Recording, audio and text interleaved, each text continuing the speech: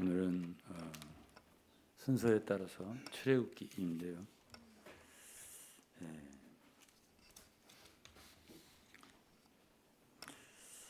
출애굽기를 오늘 한 번에 다 할 수 있을지 아니면 한 번 더 해야 할지에 대해서는 해보면서 보겠습니다.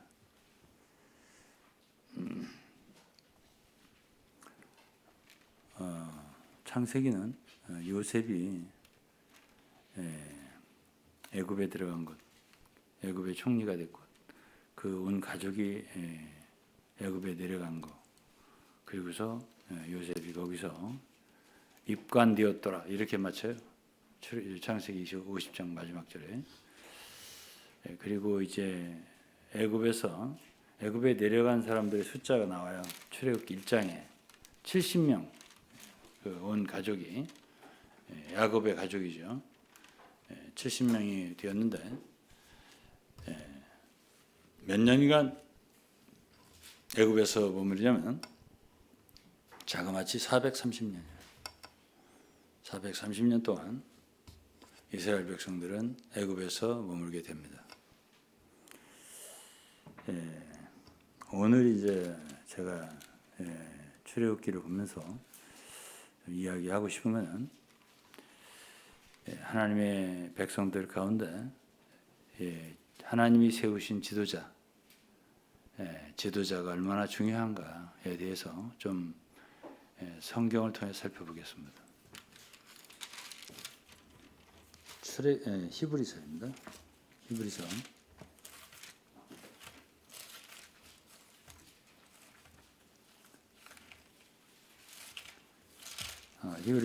13장 13장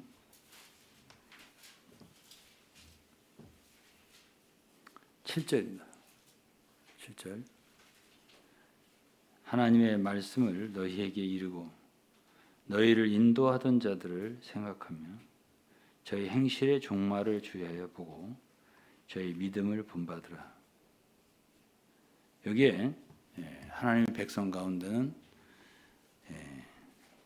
하나님 말씀을 가르치는 사람, 그리고 인도하는 사람, 너희를 인도하는 자가 있다는 거예요. 그리고 그들이 참 좋은 인도자라면, 좋은 인도자를 만나는 건 성도들의 복이에요.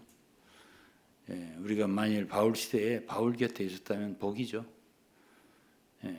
그러나 그 후에 바울이 없고, 그리고 특별한 어떤 하나님의 종이 없는 참 그런 암울한 시대도 많이 있었겠죠.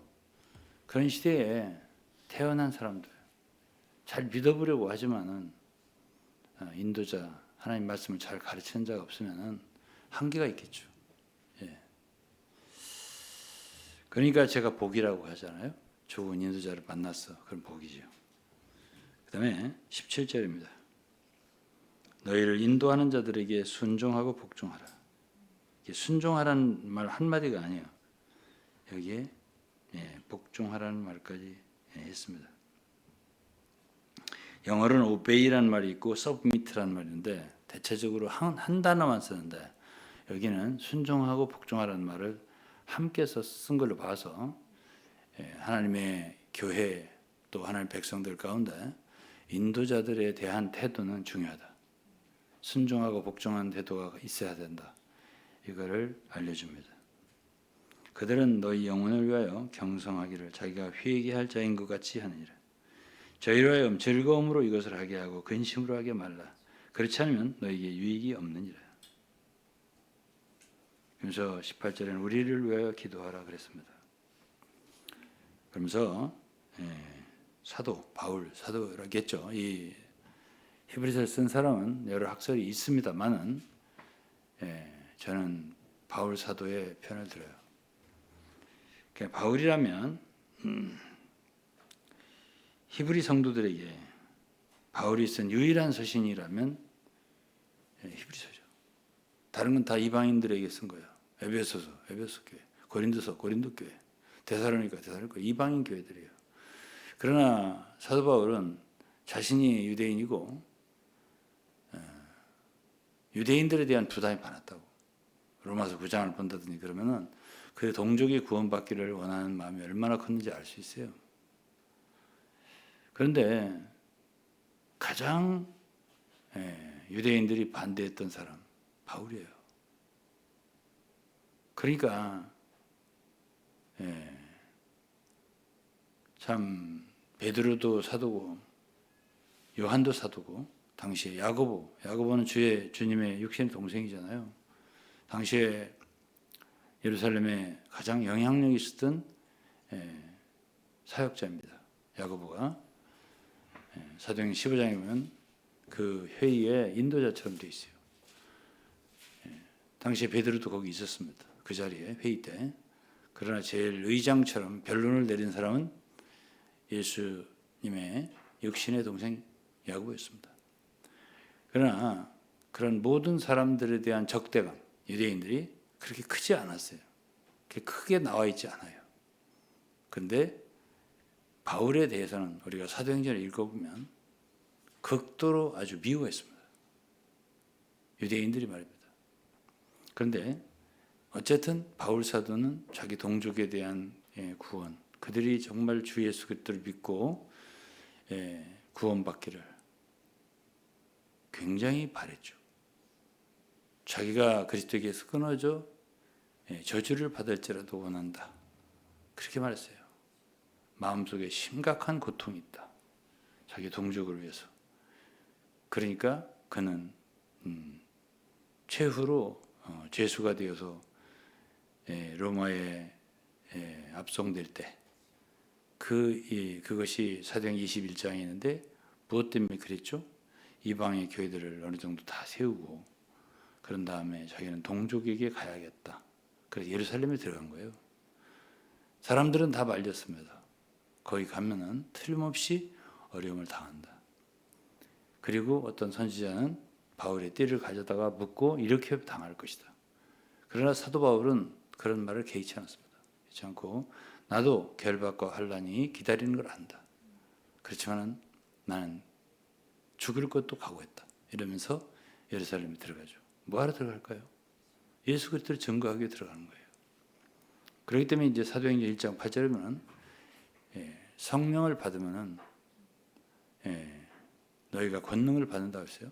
권능을 받고 예루살렘과 유대와 사마리아 땅 끝까지 이르러 내 증인이 될 거라고 했습니다. 증인이라고 하는 말은요, 헬라어로 순교자하고 똑같은 말이에요. 마르투레스, 순교자예요. 그러니까 순교의 영으로 복음을 증거하지 않으면 그건 증인이 아니지. 그렇기 때문에 바울 사도는 죽음을 무릅쓰고 자기 동족 예루살렘에 들어갔고 그야말로 거기서 참 결례를 행했지만은 그들에게 나도 여러분들과 같다. 율법을 존중한다. 이런 표시를 했지만은 그들은 결국 바울을 성전에서 체포했고 그리고 그들을 결국은 로마 정부에 넘겨주고 죄수의 신분이 돼서 가이사랴라는 데서 2년 동안 구류도 당하고 그리고서 참 아드레무테로라는 배에 타서 그 가진 풍랑과 고통을 겪고 그러면서 로마에 가서 2년이나 감옥 생활하는 그런 것으로 사도행전이 그쳐지고 그러나 로마에서도 여전히 새 집을 얻어서 연금 상태 같았어요. 그러니까 그런 곳에서 복음을 전했다. 그러나 막을 자가 없었다. 이렇게 해서 사도행이 끝나잖아요. 그곳에서 1차 투옥 때죠. 1차 투옥 때 에베소, 빌립보서, 골로새서, 빌레몬서 4개의 옥중서신이라는 서신을 썼습니다. 우리가 알고 있죠. 그런데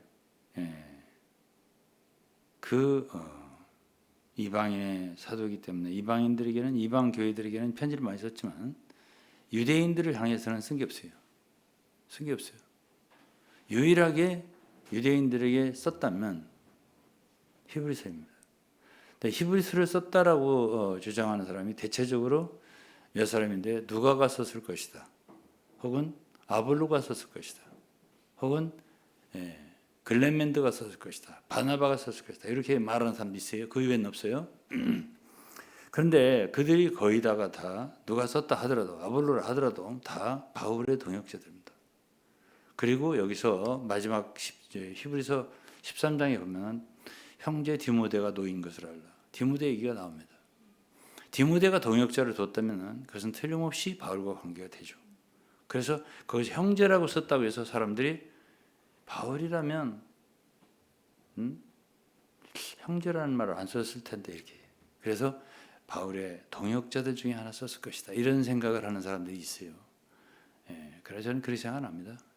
그렇게 생각 안 하고 여러 내용을 견주어 볼 때 이거는 바울의 작품이 틀림없다 생각하고 심지어 누가복음을 누가가 썼지만 그건 바울의 영향 아래 썼습니다.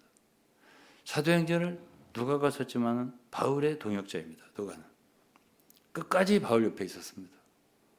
바울의 감수를 거치지 않았을까요? 거쳤을 거라고 생각합니다. 그리고 누가복음도 마찬가지예요. 그럼 마가도 사도가 아니에요. 그렇지만 마가는 틀림없이 베드로의 수종자고 베드로의 영향을 받았을 겁니다.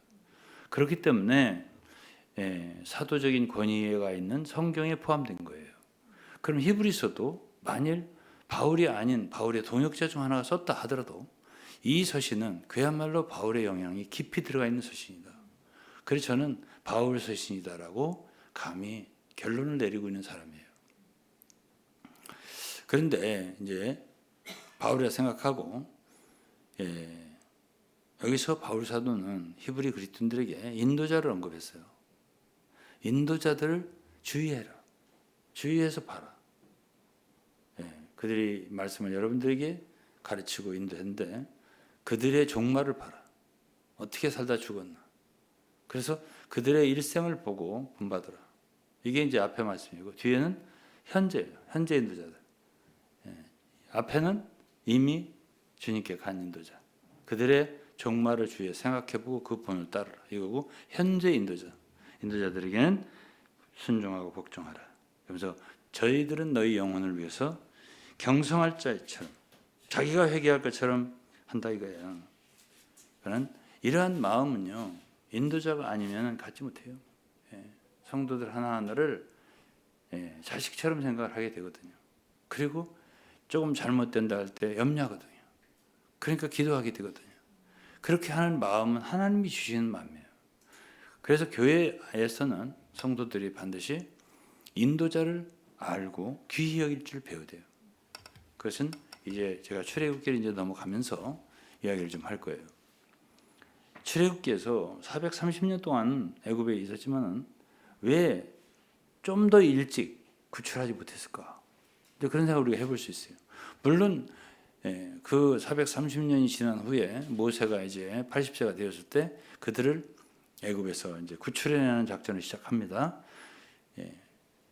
물론 뭐 430년이라는 기간은 하나님이 정하신 뭐든지 그분은 때에 따라서 정한 때에 따라서 하시니까 그렇게 말할 수 있겠지만은 또 다른 면에서 말한다면은 모세 같은 영도자가 일어나기 전에는 이끌어낼 수가 없어요.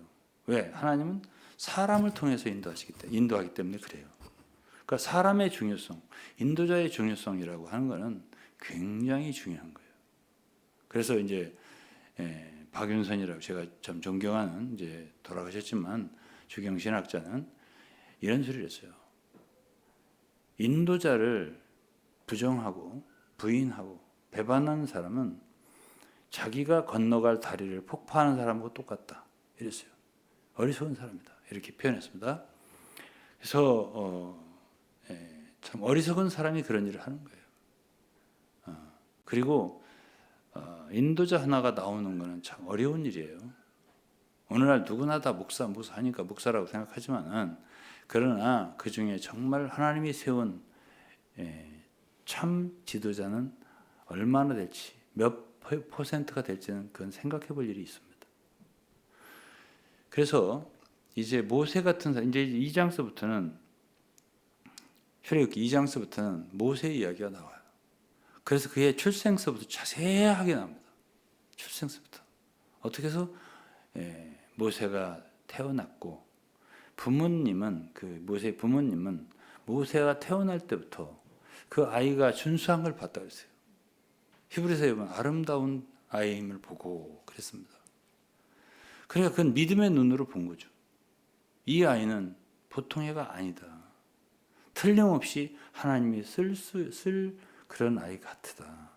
라는 생각을 했던 거예요. 그러니까 그때 당시에 산에 아이를 낳으면 다 당시에 바로 이스라엘의 그 바로라고 하는 다 우리나라로 말하면 대통령이라는 소리예요. 왕이 바로인데 그때 그 바로가 람세스 2세로 알려져 있습니다. 건축을 좋아했던. 그래서 이제 그때 당시에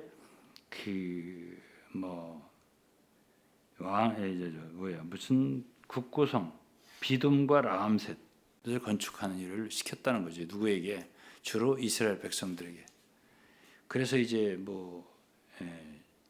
벽돌을 굽게 하는 일 여러 가지 그 노역을 시킨 거예요. 고생을 많이 했죠. 그리고 그때에 이제 그 2장에 보면 이 모세 레이족이에요. 레이지파 한 사람이 레위 여자한테 장가를 들었더니 여자가 잉태의 아들을 낳아 그 준수함을 보고 이 준수하다 했죠. 그를 석 달 동안 숨겼다. 그러니까 그때는 남자아이를 낳으면 다 버리라 그랬어요. 하수에 버려라. 왜? 이스라엘 백성들이 점점 많아지니까 이 애굽의 왕 바로나 애굽 사람들이 걱정이 시작된 거예요. 이들이 우리보다 강성해서 말이지. 우리를 갖다가 뒤집어 엎으면 어떡하나 이런 걱정이 생긴 거예요. 그래서 남자아이는 다 버려라, 죽여라 그거 얘기죠.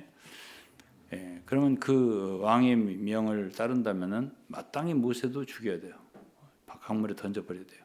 근데 그 아이를 본 부모가 차마 그렇게 할 수 없다. 얘는 어떻게든지 살려야 된다. 이런 마음을 가지고 갈 상자를 만들어서 거기다 역청을 바르고 그리고 아이를 거기다 넣은 거예요. 그리고 강물에 띄운 거예요. 그랬을 때 그 바로의 딸이 5절에 보면 목욕하러 하수로 내려오고 거기서 이제 그 갈대 상자를 보았어요. 그 시녀들어 가져와라, 데려와라, 가져와라. 그래가지고 열어보니까 아기가 우는 거예요. 그게 바로 모세지. 그래서 그 람세스 2세의 딸이에요. 이게 딸인데 그 미이라도 발견됐다고요. 그렇기 때문에 이거는 다 역사적인 사실이에요.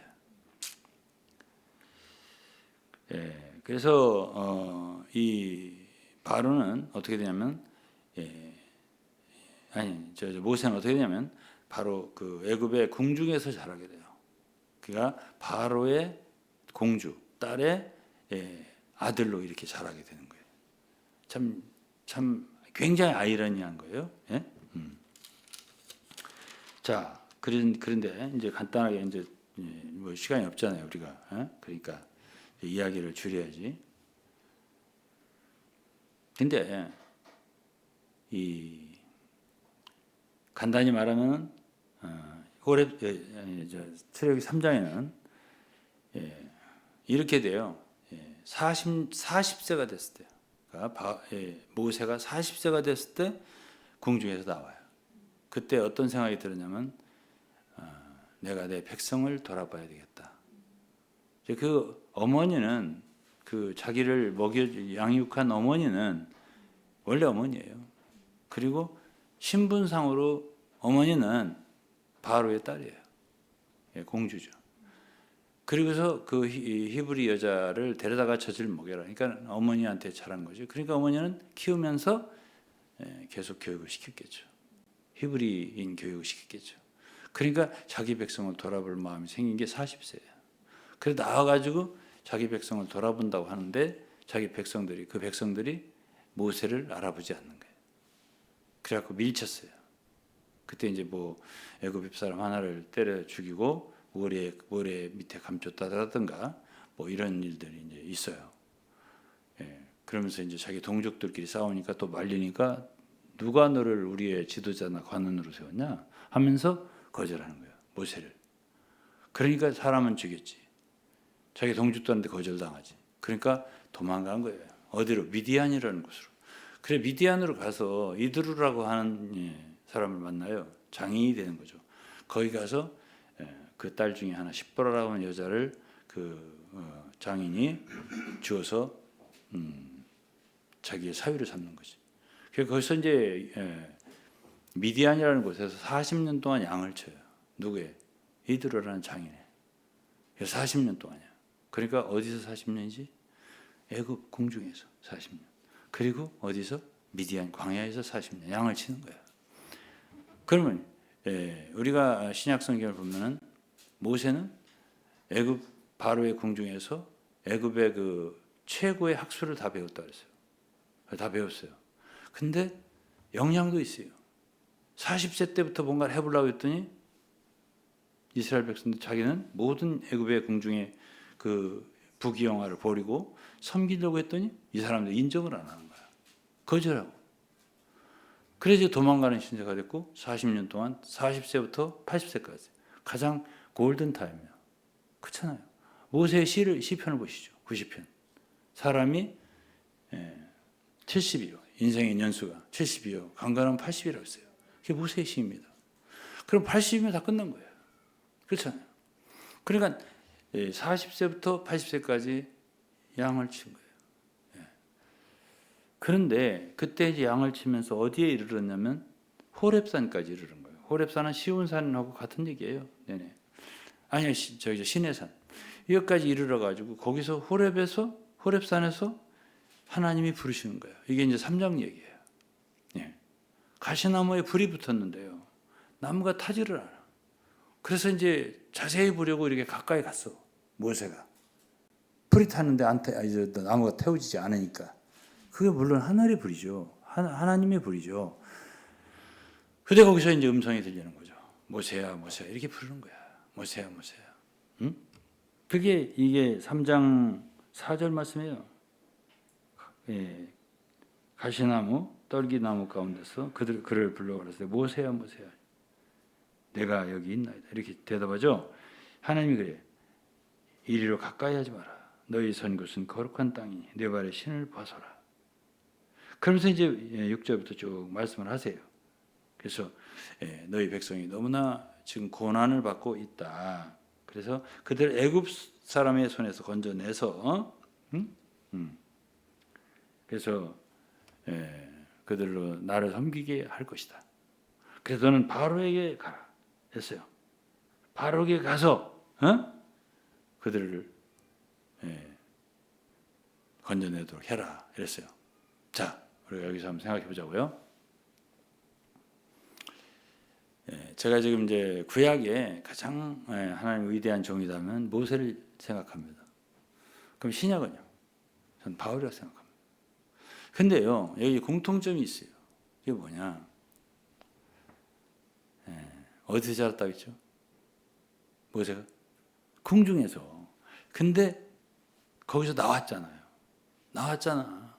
근데 가라 이거예요. 거기 다시. 가라. 가서 바로한테 말해라 이거예요. 물론 과거에 자기를 잡으려고 했던 그 바로는 이미 죽었을 때예요. 그래서 새로운 왕이겠죠. 그런 사람인데 거기에 가갖고 이제 내 백성을 이끌어내라. 이게 거기서 이제 많은 기적을 행할 수 있도록 하는 능력을 주셨죠. 지팡이가 뱀이 되게 한다는 여러 가지 능력을 주셨어요. 그렇지만 그곳에 가서 그들을 이끌어내는 일을 누구를 시켰냐면 모세 시킨 거예요. 다음 바울. 바울은 생각해 보시죠. 바울 어디 있었어요? 그렇죠. 유대교회에서 생활한 거예요. 열심히 생활한 거예요. 근데 하나님이 모세를 호렙산 가시덤불 속에서 부르신 것처럼 하나님은 누구를 불렀다고? 이 바울을 다메섹 도상에서 불렀어요. 왜 바울을 불렀을까요?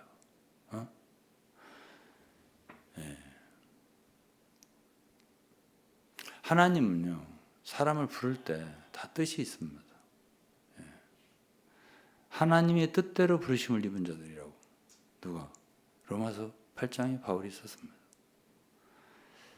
모든 것이 합력하여 선을 이룬다. 하나님의 뜻대로 부르심을 입었다. 그러죠? 그러면은 모세를 왜 하나님의 뜻이죠? 왜 공중에 있게 했겠나? 그리고 모든 학술을 배우게 했겠냐? 이제 출애굽기에는 성막을 짓는 게 나와요. 에? 그 모든 자세한 것들 그리고 율법을 선포하게 율법을 반포 율법이라는 건 십계명만 있는 거 아니에요? 20장은 십계명이 나오지만 그 뒤에는 많은 자세한 율법이 세 칙이 나옵니다. 다 합하면 600몇 개가 된다는 거예요. 그리고 그런 모든 것들은 그냥 우리나라도 보면은 이 법학자들이나 법에 대해서 잘 알지, 예? 법에 대해서 배우지 않은 사람들은 법을 몰라요. 그러나 이 모세라고 하는 사람은 궁중에서요. 그 애굽의 그 모든 학술을 다 배운 사람이에요. 그러니까 그것이 아무 쓸모가 없냐? 쓸모없는 게 아니죠.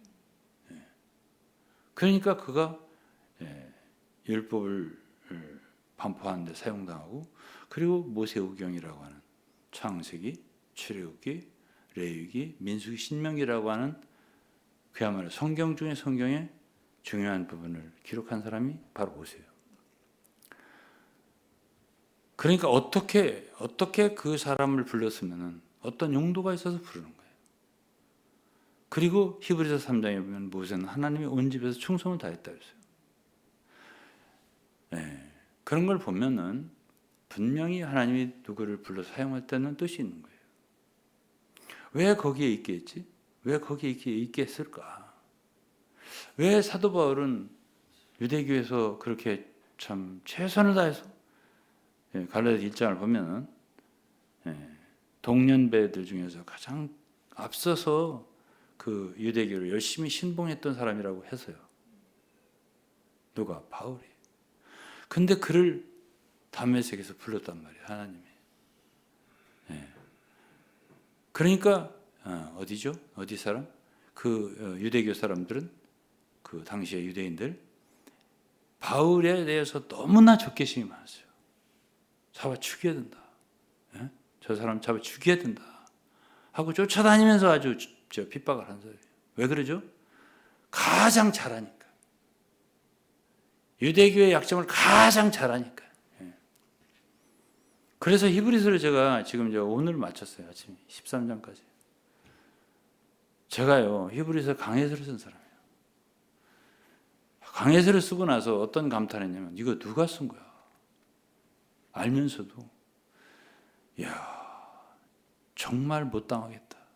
저도 성경 읽는다고 읽었는데 어떻게 이 지점에서 이런 구절들을 구약에서 하나하나 뽑아내서 거기에 하나하나 인용해가면서 유대교를 때려부시는 일을 했느냐 이거야.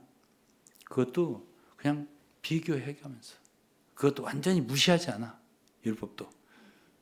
그대로 있는 그대로 두면서 예수 그리스도를 비교하면서 새 언약을 드러내면서 얘기를 하는데 엄청 뛰어난 거예요.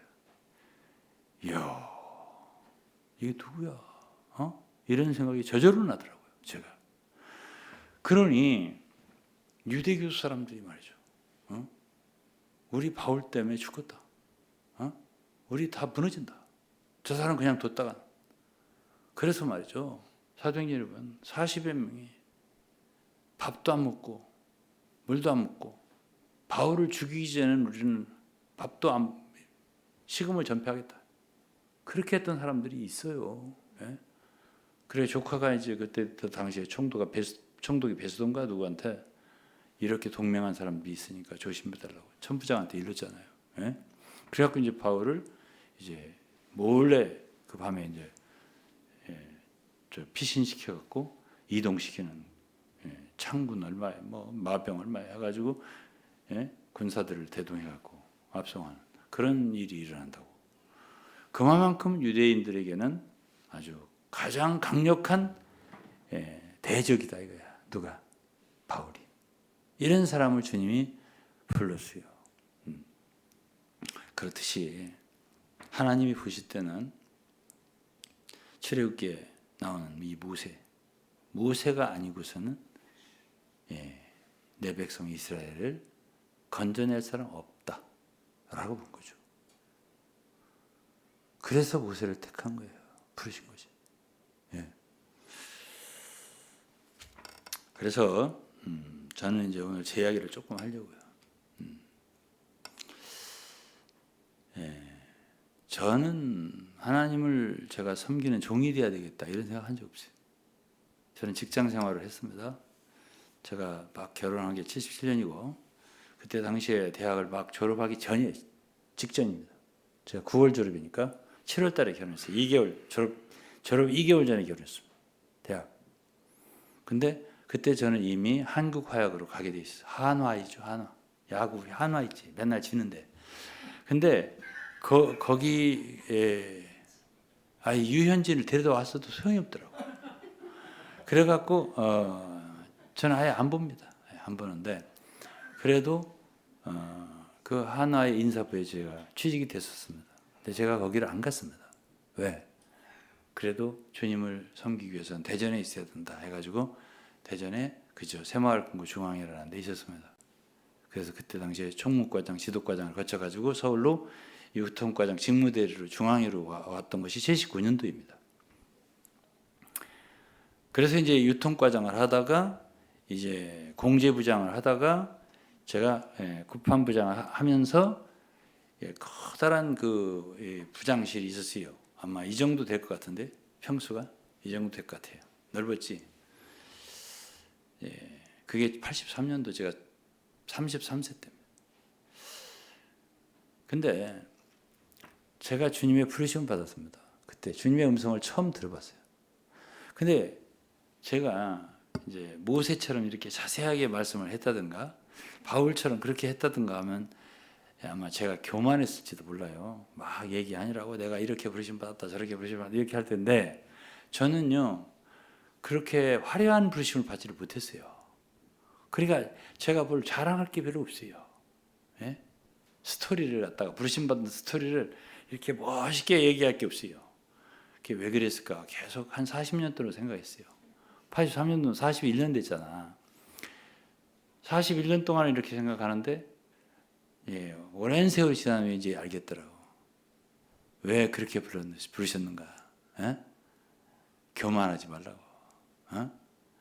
근데 그건 제가 분명히 알겠는 거야. 주님이 부르신 것은. 왜? 저는 꿈에도 생각하지 않는 말씀을 속에서 들려지니까. 그래서 저는 당시에 지금 기억나는 그때부터 기억나는 두 마디예요. 너 계속 이렇게 생활할 거냐 이런 말씀이에요. 너 계속 이렇게 살 거냐 이 한 말씀 하나고 제가 꿈에도 생각해봤어요. 그런 말을 생각이나 하겠냐고. 예? 너 지금 나이가 몇 살? 이게 나이가 몇 살이냐가 먼저예요. 너 지금 나이가 몇이냐? 이게 첫 번째고 두 번째가 너 계속 이렇게 살 거냐 이게 두 번째예요. 그 뒤에는 생각이 안 나요. 예, 그 두 가지예요. 그런데 당시의 나이가 주님이 돌아가신 해입니다. 인생으로 말하면 33세. 너 지금 나이가 몇이냐? 어? 그거 한 가지. 하나는 너 계속 이렇게 살 거냐? 어? 그 의미는 많습니다. 어? 그 정도 살았으면 다 됐지. 예? 그런 뜻도 있고 저런 뜻도 있고 있을 것 같아요. 근데 제가 한 가지 느껴지는 건 분명한 게 있어요. 이건 주님이 직장 관둬라소이에요. 그건 분명히 알겠더라고요. 제가. 이건 어떻게 살지 나는? 예? 이제 그때 딱 머리가 약간 흔들렸어요. 머리가 약간 이렇게 흔들리면서 안 되는데 이런 생각이 들더라고요. 제가. 예. 근데 그 부르심이 지금까지도 잊히질 않아요. 예. 그리고 제가 집에 들어와서 아내에게 얘기하고 그리고 당시에 이제 인도하던 형제에게 근데 저는 뭐 전도사도 아니고 무슨 집사도 아니고 장로도 아니고 무슨 사역자도 아니고 아무것도 아닌데 나를 부르신 거예요. 예? 어떡하지 이거? 난 어떻게 먹고 살지? 그래서 이제 저는 직장을 관두라는 말씀은 이제 분명한 것 같고 이제 주님을 섬기라는 부르심도 분명한 것 같더라고요. 그러면서 생각난 구절이 출애굽기 3장이 생각이 나더라고요. 그때도. 그러면서 내 선 곳은 거룩한 곳이니 내 발에서 내 발에서 신을 벗어라. 이런 말씀들이 쭉 생각이 나는 거예요. 바울이 부르신 건 생각이 안 나요. 이 구절은 생각이 나더라고요. 거룩한 구신이 신을 벗어라.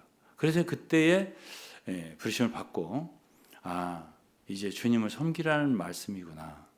이건 정말 주님 부르심이구나 생각하면서 제가 이제 몇 가지 느낌이 이제 생각이 났어요. 첫째는 어떻게 먹고 살지? 이런 생각이 첫째 들어요. 그리고 이제 우리 아이들이 이제 5살, 3살 그랬어요. 그때 당시 나이가. 그래서 이제 제가 어느 날 아이들 잘 때 침대에서 무릎을 꿇고 기도를 했어요. 하나님 어떻게 살죠? 애들은 일이 있는데 이제 직장을 관두면 당장 월급이 없는데 어떻게 먹고 살죠? 이 기도부터 나오더라고요. 근데 답이 없죠. 주님 뭐라고 하시겠어요? 걱정하지 마라. 내가 다 먹여 살릴 테니까 걱정하지 마라. 이런 소리 하시겠어? 그래 아무 말도 없어요. 아무 말도 없어요. 주님 어떻게 하면 좋아요? 해도 대답 없어요. 그래서 나 이제 스스로 혼자 기도하고 혼자 대답하는 거야.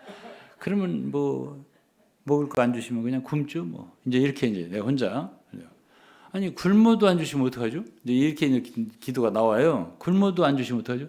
그럼 죽겠네. 그럼 죽죠 뭐. 여기까지 대답이 나오더라고. 그리고 거기까지 기도한 기억이 나요. 그리고서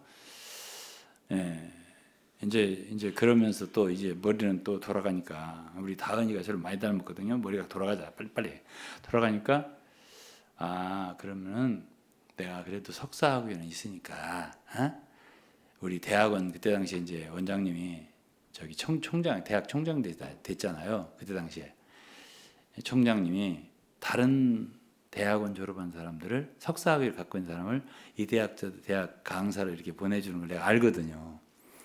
나는 그분들보다 훨씬 더 사랑하는 사람이니까 내가 부탁하면 뭐 얼마든지 들어줄 수 있겠다는 생각이 들더란 말이야. 그래서 이제 우리 집사람한테 그때 이제 결혼을 했을 때니까 아이들이 있을 때니까 제가 시간 강사를 하겠다 여러분. 차라리 그러면 돈이라도 조금씩 벌으니까 그래가면서 섬기면 되겠네 이렇게 말했다고요. 그래서 그렇게 생각을 딱 하니까 좀 마음이 편해지더라고요. 그 길이 있으니까. 그래서 이제 말을 하려고 했는데 결국은 못하고 말았어요. 왜 그러냐? 그러고 얼마 안 있다가 제가 보험서를 맡게 됐어요. 보험서를 맡겠다고. 그 기간이 한두 달도 안 돼요. 제가 직장을 관두고 보험서 맡기 한두 달도 안 된다고. 그래서 저는 그때 당시에 절대로 그때 당시에 이제 구판 사업 본부장을 했기 때문에 이게 돈을 세는 데야. 거기가 사업부란 말이야. 그래갖고 사고가 터져가지고 제가 얼마나 고생했나 몰라. 그 때문에 앞으로 나는 절대 무슨 사업을 해도 돈 만지는 거는 절대 안 하겠다. 내가 이렇게 아주 맹세를 하고서 나온 사람이에요. 그랬는데 이제 복음서원 책을 내는 데라는 거야. 그냥 사업과 관계 없고 그냥 문서만 이게 책만 내고 글만 쓰고 이런 것만 생각하고 아멘 했단 말이에요. 그러고서 이제 일을 시작했더니 조금 있다 보니까 이거 역시 돈 만지는 데야. 경영하는 거란 말이야. 이게 뭐가 잘못됐구나. 그러고서 이제 그 복음서를 하고 싶다는 사람들이 막 나를 갈구기 시작하는데 아주 죽겠더라고요. 그래서 제가 엄청 힘들었습니다. 그때 당시에. 근데 이제 주님이 나를 갖다가 거기다가 심어 놓으시고 거기서 일을 하게 한 뜻이 있더라고 보니까. 왜 그러냐면은 그 많은 책들을요. 그 워치만 위치 책들을 제일 먼저 많이 탐독하고 읽게 만든 거야. 그러니까 제일 먼저 깨닫지. 알지. 바닥을 보지. 그래서 이제 83년도에 맡았다면 한 87, 8년도 되니까 졸업을 했어요, 제가. 이거 문제가 크다 이거. 그때부터. 한번 다은이를 생각해 보세요. 얼마나 빠른가 걔가. 한번 오다가도 이제 사모님하고 내려오다가 걔는 이렇게 함께 할머니하고 가다가 여기 가면은 그 아이스크림집 하면은 그냥 끌고 간대 할머니를. 끌고 가서 그냥 집는데. 빨라요. 다른 사람들은 조르지. 할머니 아이스크림 사줘. 이렇게 할 거 없어 걔는. 그냥 가는 거야. 그럼 따라오는 거니까 할머니는. 그리고 돈 내는 거니까. 그렇지. 두세 수 앞서가지. 그러니까는 다른 사람들은 네, 맞아요. 그거 설명을 안 해. 그러니까 벌써 저는 다른 사람들은 제가 거기서 떠나 나온 뒤 10년, 20년 후까지도 그 위트니스리 책을 좋다고 계속 지금까지 그러고 있잖아요. 저는 거기 들어가서 몇 년 있다 보니까 졸업이 되는 거야. 딱 한계가 느껴지는 거야. 이거 큰일 났네 이거. 자, 그러고서는 이제 워치먼이 것도 이제 다 거기서 냈잖아요. 내가 엊그제 이제 그 합신에서 주최하는 2단 상담가 상담 연구 상담원 양성 세미나 그거를 이제 하는데 제가 이제 강사로 가서 1시간 반 정도 강의를 했습니다. 거제도 가서. 참 엄청 호기심 있게 정말 잘 듣더라고 그분들이. 유영건 교수 마찬가지고 엄청 신기하게 듣더라고. 그래서 내가 이제 솔직하게 다 얘기하고 이 책은 내가 쓴 책인데 이걸 내가 비판을 하겠습니다. 하면서 얘기를 했어요. 내가 쓴 책이 아니고 내가 낸 워치만이 책 그걸 가지고서 이거 표지도 제가 했어요. 이렇게 하고 많이 웃어가면서 듣더라고요. 그분들이. 그런데 그때 이제 거제에 저가 저를 정말 잘하는 분이 있어요. 그분도 지방교회 생활 30년 했더라고. 저분 거기서 나와가지고 일반 기성교회 생활을 하세요. 근데 그분하고 함께하는 사람 아무도 없더라고. 혼자야. 너무 외로워. 제가 볼 때는. 그리고 자기의 첫 아내는 지방교회 같이 생활하다가 돌아가셨고 재혼을 하셨더라고요. 그래갖고 이제 뭘 잘 부냐 하모니카를 잘 불어요. 하모니카 학원을 보여주더라고요. 제가 보고 네, 정말 잘 불어요. 제가 그렇게 하모니카 잘 부르는 사람 처음 봤어요. 그렇게 하는 분인데 그분이 이런 소리를 하더라고요. 나를 차 태우고 이제 저를 터미널에서 하나 리조트까지 30-40분 걸려요. 거기까지 데려다 주고 또 그 강좌를 전부 다 처음부터까지 듣고 그래 끝나고 나를 데리고 나와서 식사 접대를 하고 정말 점심도 변변치 않게 먹었기 때문에 저녁 식사를 얼마나 그렇게 맛있게 먹었나 몰라요. 식당에 상다리가 부러지게 차렸더라고. 그래서 잘 먹고 그렇게 하고 이제 차부까지 또 데려다 주셔서 거기 가깝더라고요. 그래서 거기서 이제 그렇게 편안하게 왔어요. 근데 그분 말씀이 내가 그분 말씀도 했어요. 그 세미나장에서 집사님이라고 했죠. 김 집사님이 오면서 이런 말씀하셨다고, 저런 말씀하셨다고 그러는데 그분이 이제 하신 말씀 중에 내가 거기서는 말 안 했지만 여러분들이 하는 말이 뭐냐면 유 목사님 아니면은 절대 이런 일 못해요. 그러더라고. 그러니까 쉽게 말하면 지방교회 성도들에게 정말 그들의 어떻게 보면 아픈 말이잖아요. 그들의 잘못된 참 그 가르침에서 문제점들, 워치만이나 위트니스의 어떤 것들을 갖다가 그렇게 밝혀주고 드러내주고 참 그러면서도 참 미움이 없이 정말 객관적으로 그렇게 자료에 근거해서 하나하나 이렇게 해줄 사람이 누가 있겠냐고 없을 것 같다고 그러더라고요. 그 얘기 오늘 또 들었어요. 유 교수님도. 그러니까 그래서 지금 저는 그렇게 생각을 해요. 어떻게 생각하냐면 김아무개 집사 지방교회 30년 생활하는 분이 이런 소리를 하더라고요. 이단 연구 세미나를 한다고 하니까 목사님 워치마니의 지방교회를 이렇게 이렇게 분석하지 못하면은 다른 이단 연구는 그거 별 수 없어요. 이것을 할 수 있어야 다른 이단 연구를 할 수 있어요. 이게 아주 기본이 되는 거 가장 교활하고 교묘하다고 이렇게 표현하더라고요. 그렇게 표현을 하더라고요. 그 사람이 그분이 그렇게 얘기를 해요. 저도 동의해요. 다른 건 너무 뻔한 게 많아요. 뻔한 거짓말, 뻔하게 알아요. 그리고 또 그게 이제 아주 본산이기 때문에 이 워치만의 지방교회의 교리가 이단의 어떤 본산 같은 데란 말이에요. 거기서 응용되고 이렇게 된 그 발전해서 각색한 이단 교리가 너무나 많기 때문에 아니 그러니까 지방교회에 있다가 다른 이단으로 간 사람들이 동일하게 하는 간증이 있어요. 너무 비슷하다 이렇게 말하거든요.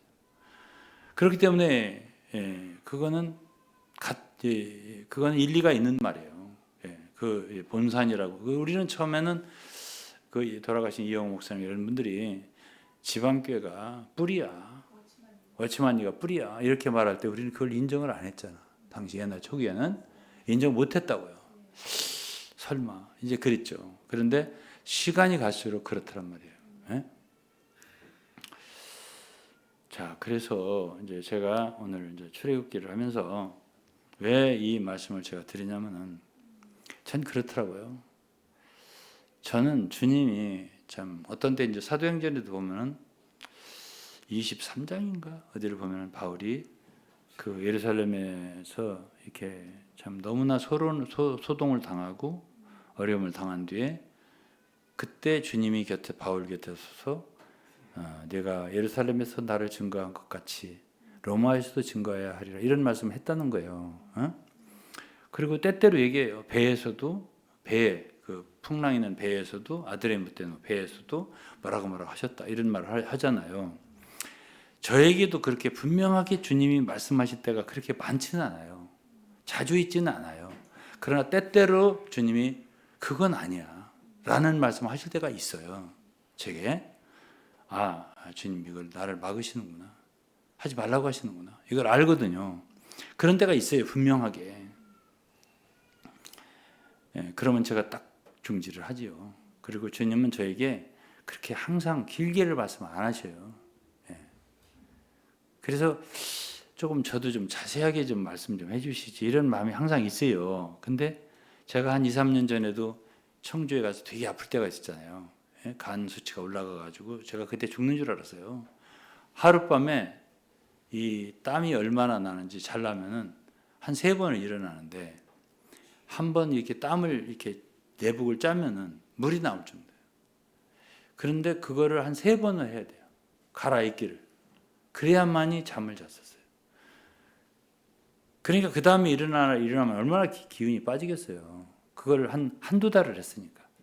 그 일을. 그래서 저는 그때 꼭 죽을 줄 알았어요. 그래서 이제 밤마다 기도를 많이 했죠. 이걸로 끝인가 이런 생각도 들더라고요. 이제 그만하거라 와라 이렇게 말씀하시나 이런 생각도 들었어요 제가. 그런데 그때도 기도를 그렇게 밤마다 계속 하니까 말씀을 주시는데 너무 간단해. 너무 간단해. 넌 네가 어떤 일을 지금까지 어떻게 해온 줄 아냐? 뭘로 그렇게 해온 줄 알아? 그리고 저를 보여주시더라고. 그때 제가 얼마나 창피하고 수치스럽던지 주님 앞에. 그렇군요. 주님 알았습니다.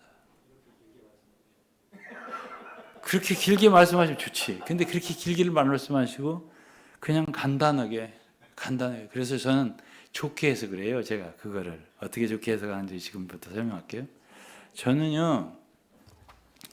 저는 옛날에 저기 우리 동생 여동생 있지만 제 돌아가신 아버지 우리 유병원 목사님이라고 할아버지야. 저는 제가 아버지한테 맞은 적이 없어요. 왜냐하면은 아버지가 약간 화났다 그러면 나는 벌써 어디 갔나 없어요. 근데 어떤 때는 있잖아요. 제가 어떤 방죽이라고 있잖아 시골에.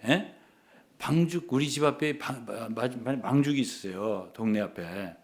내가 방죽 앞에 서 있는 거야. 내가 왜 여기 서 있지? 근데 그때 이미 도망가 갖고 거기 서 있는 거야. 내가. 그러니까 나는 맞을 일이 없어요. 좀 아버지가 큰 소리가 났다. 그럼 난 벌써 어디로 튀었어요. 근데 이제 제 육신의 동생이 하나 있는데요. 동생은 그걸 매를 맞고 울고 그냥 있어요. 돌아와 보면 아직도 맞고 있어요.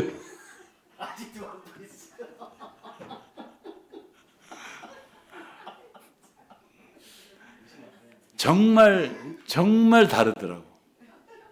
우리 유사라 선교사 동생이에요. 이야, 정말 다르더라고요. 성격이 그렇게 다를 수가 없어요. 그래서 이제 저는 이제 그렇게 아픈 중에도 주님 좀 자세하게 좀 자상하게 말씀해 주시지 않고 이렇게 하는데 제 속에서 느낌이 있어요. 그게 뭐냐면 너는 그래도 한두 마디 빨리 알아듣잖아. 그 뭐 자세하게 말해. 예? 예, 그 정도 알아들었으면 되지. 또 그 정도를 말하면 됐잖아. 그러고서 더 안 혼내도 되잖아. 더 안 맞아도 되잖아. 하고서 내가 알았어요. 아, 낫겠구나. 그때 이제 알았어요. 제가 진짜 기적적으로 낫게 해주시더라고요. 그 가르쳐 주실까 가르쳐 딱 낫더라고요.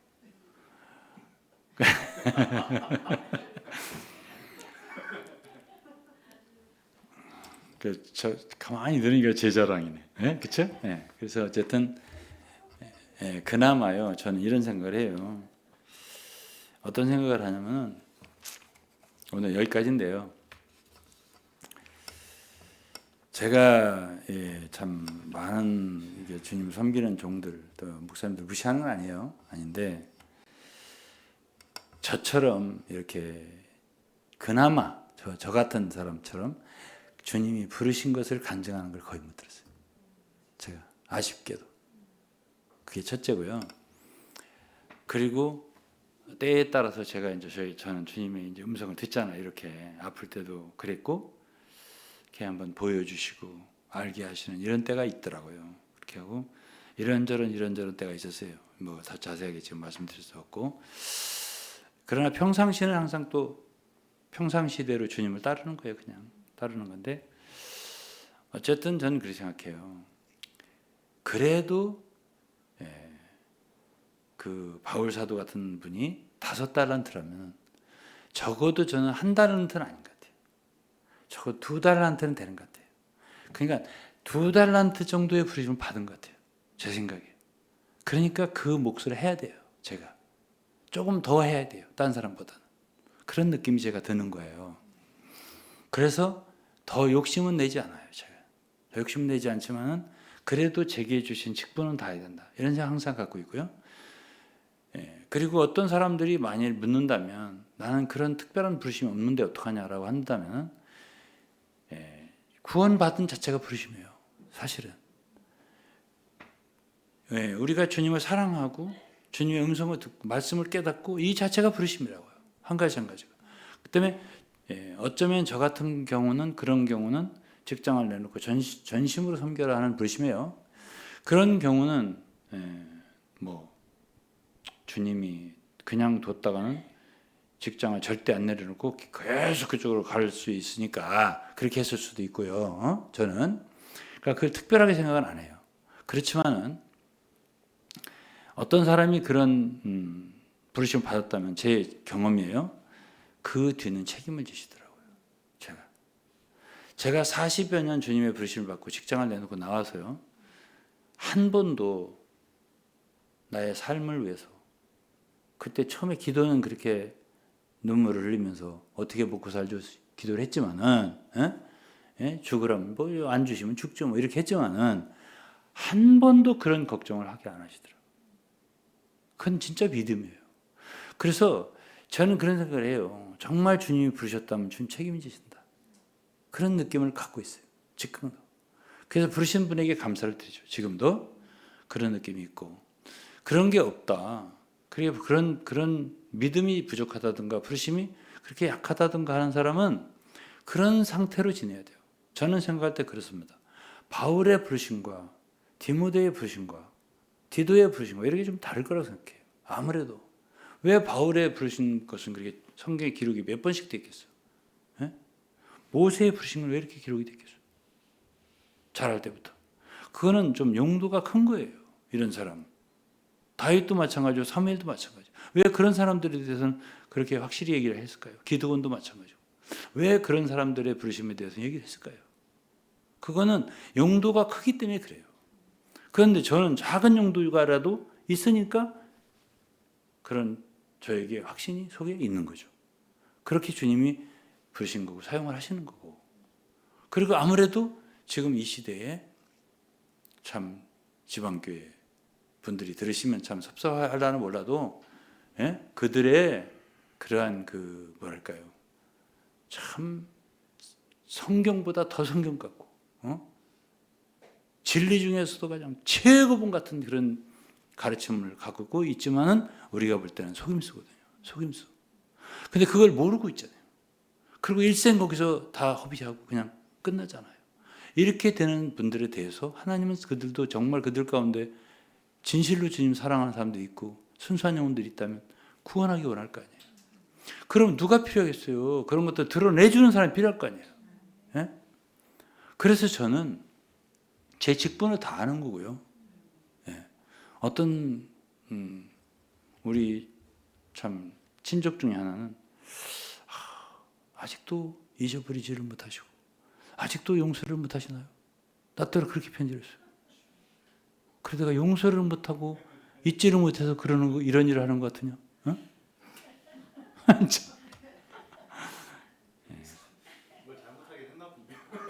용서를 못하고 잊지를 못하십니까? 그렇게 말을 하더라고. 그래서 참 그렇게 하면서 또 한 번 이제 편지를 뭐라고 썼냐면, 아무리 지금 말씀하시는 게 어떤 한 개인이나 어떤 단체를 갖다가 손상시키기 위해서 영어로 썼어요. 타니시라는 말은 손상시킨다는 소리. 시키기 위해서 그렇게 하신 메시지의 본질에 대해서 저는 절대로 I'll be never shaken. 나는 절대 흔들리지 않습니다. 이렇게 썼어요.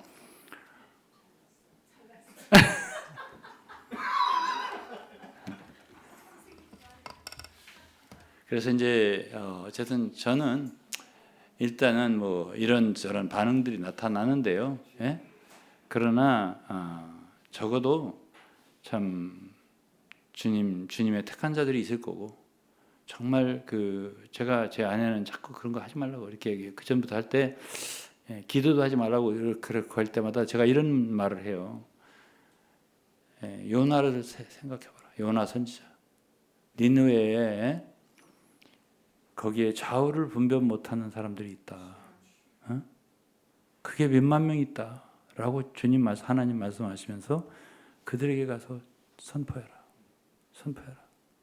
회개하라고 그래라. 이렇게 한 것처럼 어떻게 하냐. 그들 가운데 진심으로 정말 주님을 찾고 갈망하는데, 갈급한데 참 주님을 만나지 못하고 그런 데 사로잡혀서 이게 아닌데 하면서 방황하는 영혼도 있을지 어떻게 하냐. 그럼 그런 사람도 구해야 할 거 아니냐. 이제 제가 꼭 그렇게 대답을 해요. 그럼 이제 사모님은 주님을 또 사랑하시는 분이니까 아무 말도 안 하고 이제 그렇게 하고 하는데, 저는 뭐 지금 오늘 이런 메시지도 듣는 분들이 또 혹 있다면은 참 그래요. 어쨌든 하나님이 직접 말씀하시는 것도 있지만 그분이 세우시고 부르시고 세우신 종들을 통해서 말씀하시는 말씀이 있단 말이에요. 그러니까 그런 것들을 제발 무시하지 않았으면 좋겠어요. 무시하지 말고 참 이 시대에도 여전히 하나님은 참 막대기 같은 종도 사용해서 그분이 일을 하신다라는 걸 생각한다면 저를 주님이 정말 필요해서 이 시대에 그러한 영혼들을 세우기 위해서, 바로 세우기 위해서 부르셨으면 어떡할 거예요? 그럼 심판대에서 들은 사람들이 책임이 있잖아요. 때를 얻든지 못 얻든지 너는 말씀을 전파하라 그랬잖아요. 바울이 디모데한테. 그러면 때를 얻든지 못 얻든지 뭐예요?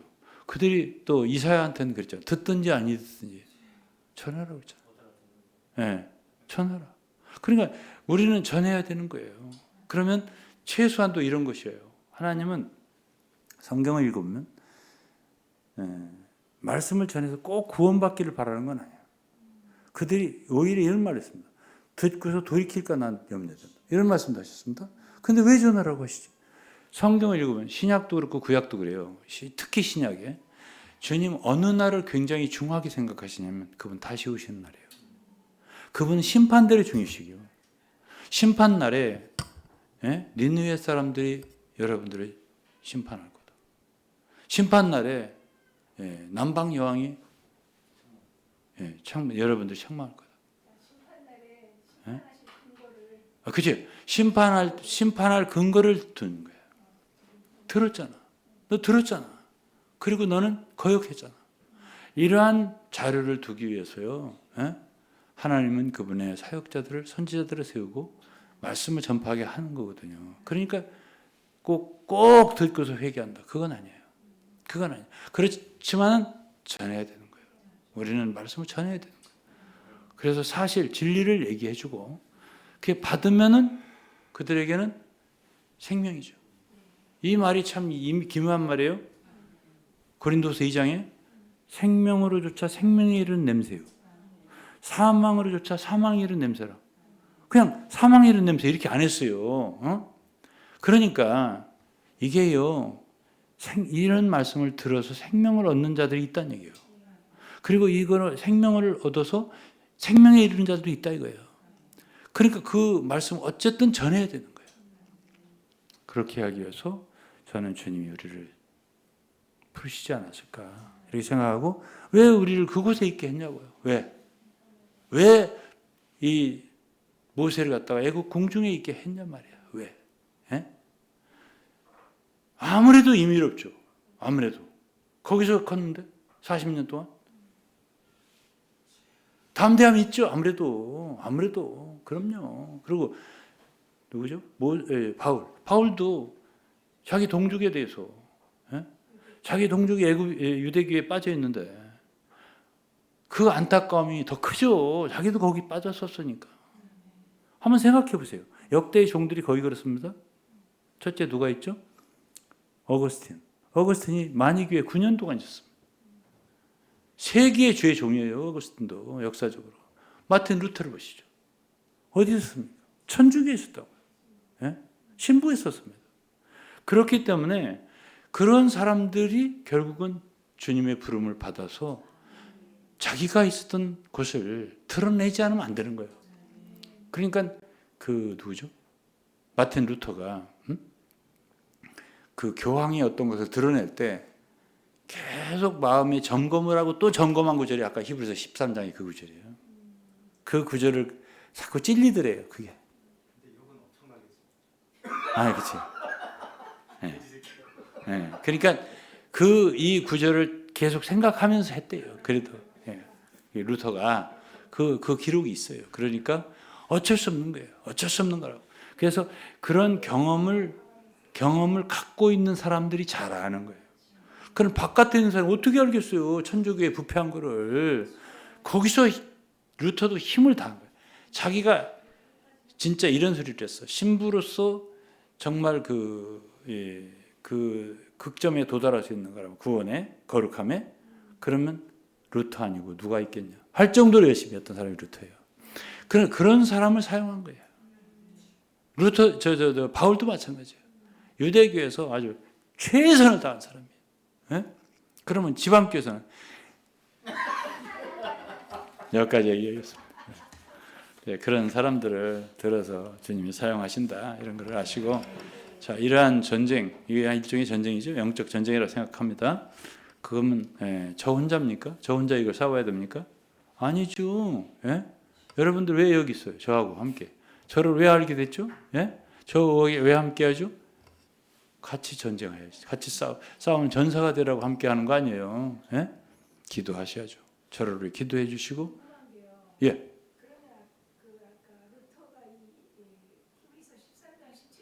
네.